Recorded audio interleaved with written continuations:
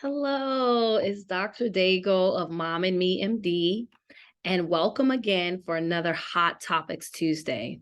So, if you are a new mom or even a veteran mom, as I like to say, then you may have dealt with this pesky respiratory illness called RSV. And we're certainly in the season for it. I have been seeing it come up positive for patients through the ER, babies and young kids alike. And so I thought, let's do a little education series to educate our families on what is RSV, what you need to look for, what is it that we do about it at home and in the hospital, and what are some ways that you can help your little ones at home.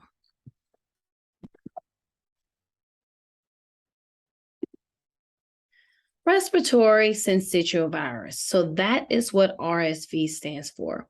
And it is a common respiratory virus. So you really don't know that that's particularly what it is when your child has cold-like symptoms like runny nose, cough, congestion, maybe some fever, and some other symptoms which we'll go over, which can show up in the much younger babies.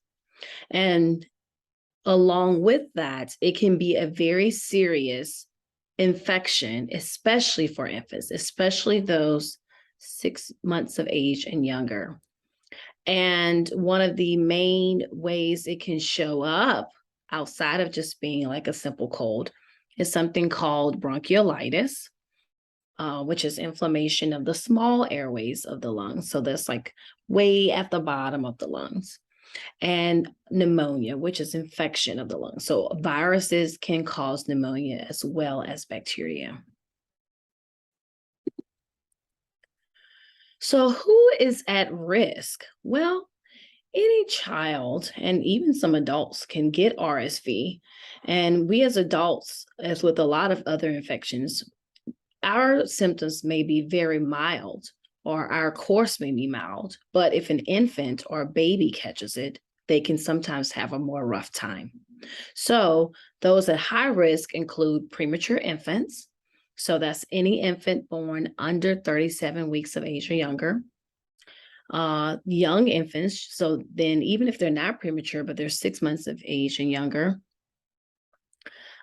Children who are younger than 2 months of age, 2 years of age, and they have something called chronic lung disease, which can be from different genetic conditions, such as things like cystic fibrosis, or if they have a weak immune system, and congenital heart disease. So if they have a heart defect, that has been shown to be increased risk because, the heart and lungs tend to work together.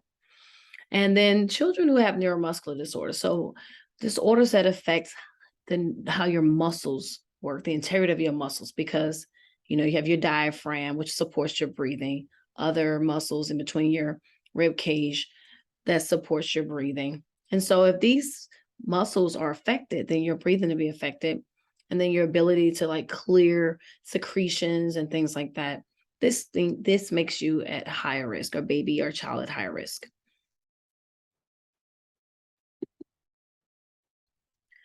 So most cases can actually be managed at home with supportive care. So if the baby or child has fever, then they can be given antibiotics. They need fluids because fluids is hydration is a big part of how we stay well. And so if the baby or child is not wanting to eat or drink, that's a big reason why we see them at the hospital too, just because they may need IV fluids. And of course, resting. Note, infants under 6 months of age should only be given Tylenol or acetaminophen, which is the generic brand for fever. No Motrin or aspirin, okay? And as always, talk with your pediatrician if you're concerned about what medications you can use for fever. It's always good to check in. 1 to 2 out of every 100 children, however, that especially those younger than 6 months of age, can be hospitalized for RSV. Okay. So, what happens if your child is hospitalized? So, they may need oxygen. So, because it impacts the lungs, they may have trouble keep inhaling their oxygen, which is important for the growth and for the tissues and organs to work. If they're not drinking or eating, they need IV fluids to keep hydrated and to overall get better. Some severe cases even require intubation, and that's where a tube is inserted through the mouth into the lungs and hooked up to a vent to aid the child in breathing, to assist them with breathing. That's in most severe cases. Most kids do improve with this type of supportive care and are discharged within a week. Some kids can get very, very sick, however.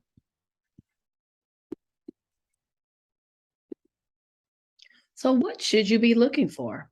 So, runny nose, decreased appetite, cough, wheezing are more the common signs. So, like a common cold, and so that's why sometimes when families come to us, now we have these different tests that can test for all these different range of viruses that are can be seasonal. Different ones show up in the fall and the spring and things like that.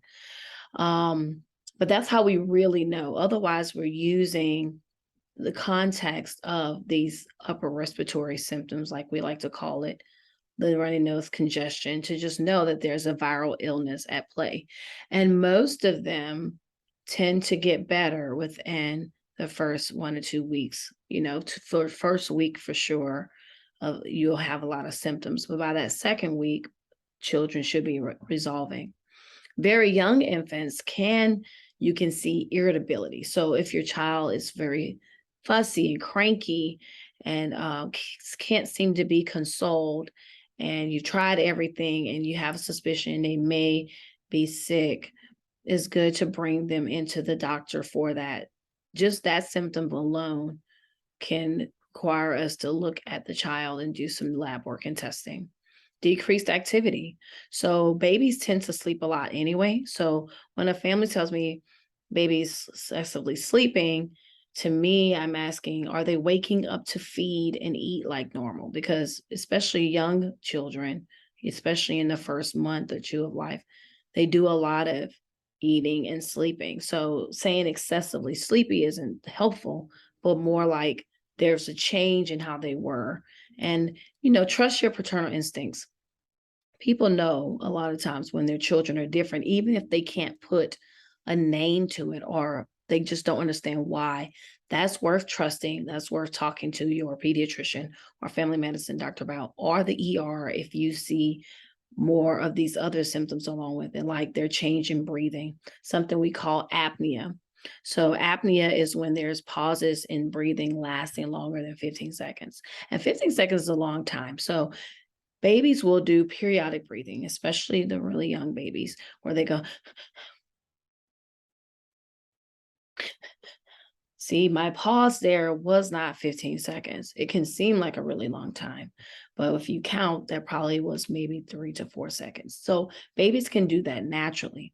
But if it's like a real pause and then you start to see color change around the mouth, blue color, called perioral cyanosis, then they are really stopping their breathing. That is serious.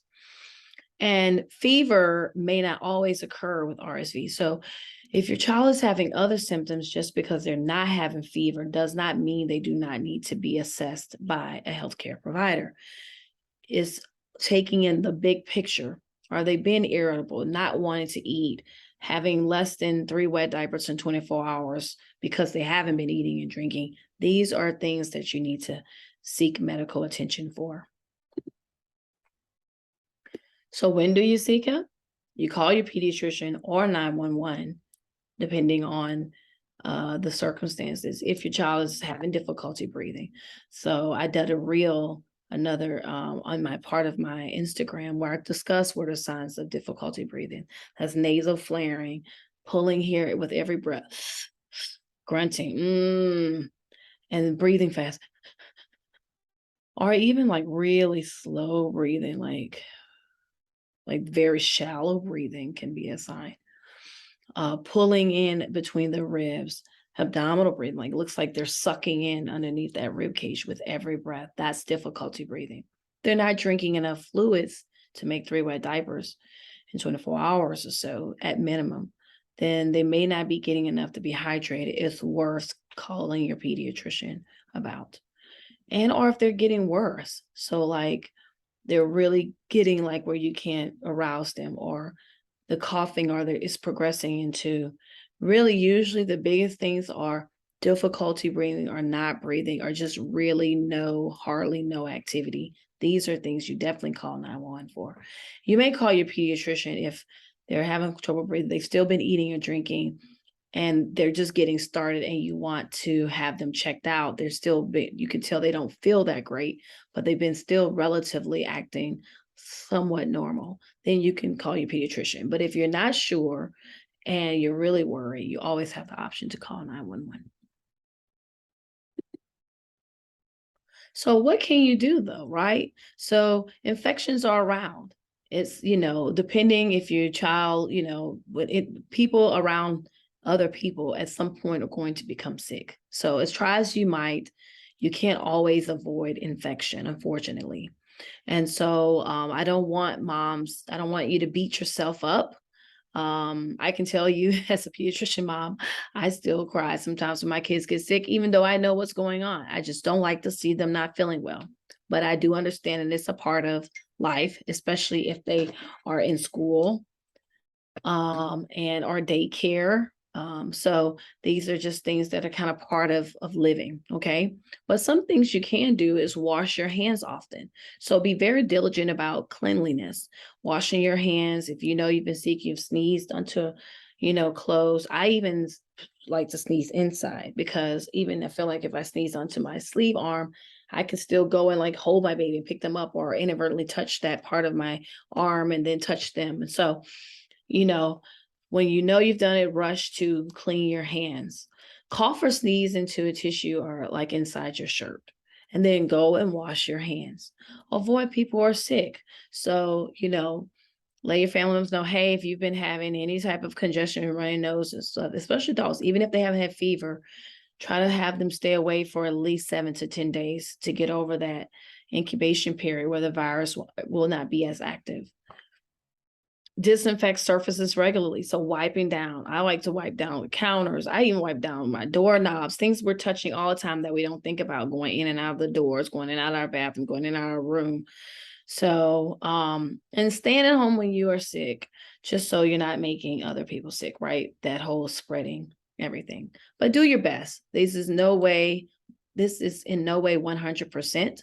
You can do all of these things, and just due to circumstances and other factors, like if the child is young or just premature or this or that, they can get sick. Thank you so much for attending this talk. Definitely follow me next week for another educational session. My Instagram is at momandme_MD, and leave comments, like and share, especially if you know a mom who has a little tiny person at home with them, especially parents of kids 2 years of age or younger. This information I hope will benefit them. Okay. As always, this is just educational in nature. If you have questions or concerns, always reach out to your pediatrician, and always know that 911 is accessible if you really feel like your child is in an emergent situation when it comes to their health. Again, thank you for watching. I'm Dr. Jess Daigle of Mom and Me MD.